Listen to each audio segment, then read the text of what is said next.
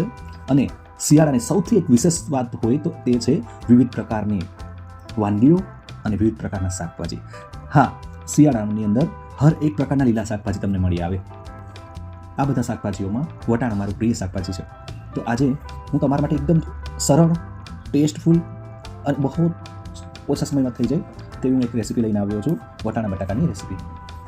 તો ચાલો મિત્રો, સૌથી પહેલાં કહી દઉં તો સામગ્રીમાં આપણે જોઈશે 1 થી 2 સમારેલા બટાકા, 150 થી 200 ગ્રામ વટાણા, 1 થી 1.5 બારીક સમારેલી ડુંગળી, 1 દેશી ટમેટું. દેશી ટમેટું નાખવાથી થોડી ખટાશ વધારે આવશે અને ટેસ્ટ સારો આવશે નોર્મલ ટમેટા કરતાં. સાથે લઈશું લસણ મરચાં આદુની પેસ્ટ. તો ચલો સ્ટાર્ટ કરીએ. તો સૌથી પહેલાં ગેસ ઉપર કુકર લઈ લેવું. કુકરની અંદર તેલ ઉમેરી દેવું. તેલ જેવું આવી જાય ત્યારબાદ તેની અંદર જીરાથી વઘાર કરવો. જીરું રાખીને ત્યારબાદ તેની પર ડુંગળી અને આદુ મરચાં લસણની પેસ્ટ ઉમેરી દેવી. ડુંગળી અને આદુ મરચાંની પેસ્ટને થોડી વાર માટે ધીમા તાપ ઉપર પકાવી, જ્યાં સુધી તે ગોલ્ડન બ્રાઉન ના થઈ જાય ત્યાં સુધી.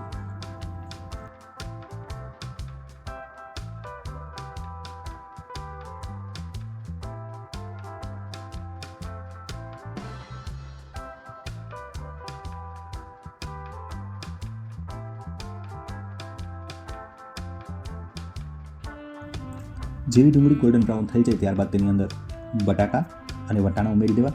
બટાકા અને વટાણા ઉમેરી અને યોગ્ય રીતે મિક્સ કરી અને ત્યારબાદ થોડી વાર માટે કુકરની ઉપર ઢાંકણું રાખીને એને પાકવા દેવું લો ફ્લેમ.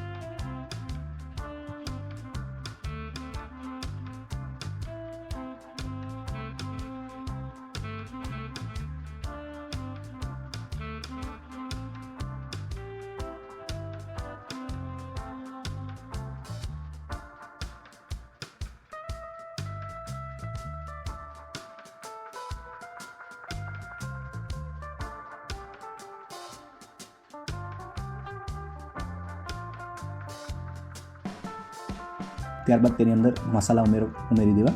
મસાલાની અંદર એક નાની ચમચી હળદર, 1 થી 1.5 રિક્વાયરમેન્ટ પ્રમાણે તીખાશ માટે લાલ સૂકું મરચું પાવડર, 1 ચમચી ધાણા જીરું પાવડર ઉમેરી દેવું અને નમક સ્વાદ અનુસાર.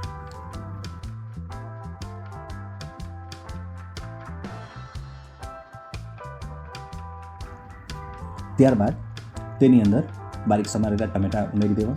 ત્યારબાદ એને યોગ્ય રીતે મિક્સ કરી અને થોડી વાર માટે કુકરને ઢાંકી દેવું. કુકરને ઢાંકી દીધા પછી થોડી વાર પછી ફરી એક વખત તેને ચલાવી લેવું.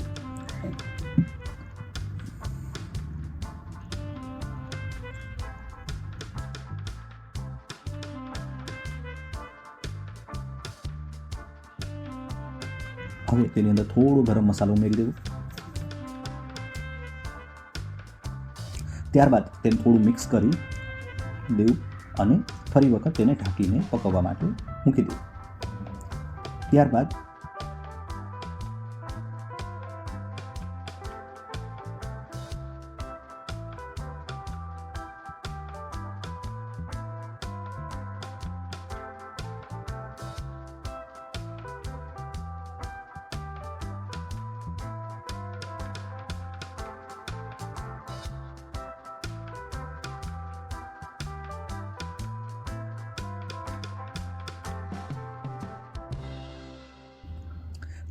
તેની અંદર નાનો 1 થી 1.5 ગ્લાસ પાણી ઉમેરી દેવું.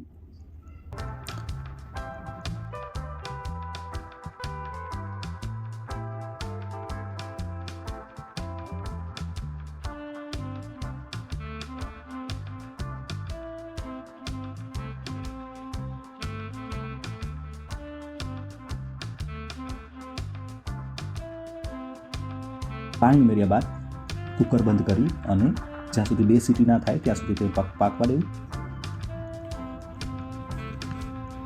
ચાલો, હવે આપણું બટાકા ટમેટાનું શાક રેડી થઈ ગયું છે. તો હવે તેને એક બાઉલમાં કાઢી લઈશું અને ઉપરથી ગાર્નિશિંગ માટે લીલા ધાણાનો યુઝ કરી દેવાનો. આ વટાણા બટાકાના શાકને પૂરી, રોટી અથવા તો ભાખરી સાથે સર્વ કરવાથી ખૂબ જ સરસ ટેસ્ટ આવે છે. તો એન્જોય કરો. સાથે સાથે મારા નવા પ્રયત્નને, મારી નવી ચેનલને થોડું લાઇક, સબસ્ક્રાઈબ અને થોડું પ્રેમ આપવું. બાય.